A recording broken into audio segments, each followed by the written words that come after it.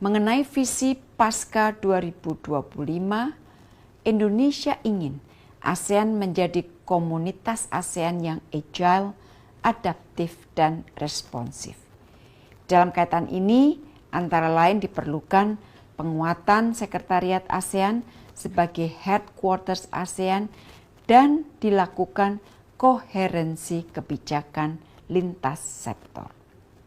Mengenai keanggotaan Timor Leste, para Menteri Luar Negeri membahas mengenai laporan fact-finding team yang sudah dilakukan secara objektif. Komitmen negara anggota untuk mendukung persiapan Timor Leste menjadi anggota ASEAN sangatlah besar. Pembahasan mengenai masalah ini masih akan berlanjut sampai pada KTT ASEAN. Jadi isu mengenai keanggotaan Timor Leste di ASEAN akan dibahas lebih lanjut oleh para pemimpin ASEAN.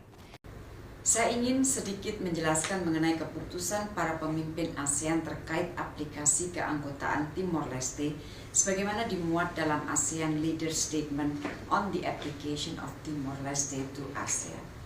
Sebelum para pemimpin mengambil keputusan, para Menteri Luar Negeri ASEAN secara panjang lebar membahas mengenai aplikasi ini. Sekjen ASEAN menyampaikan briefing mengenai hasil laporan 3 fact-finding team.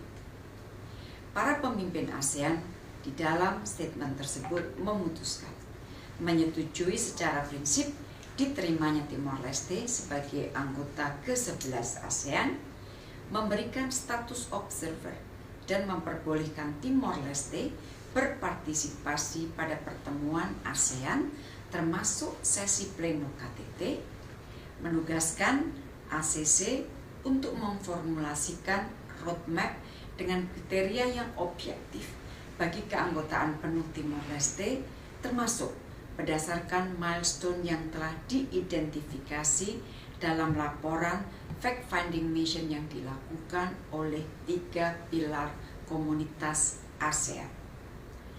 ACC atau ASEAN Coordinating Council ditugaskan untuk menyusun roadmap yang akan dilaporkan pada KTT ke-42 untuk diadopsi.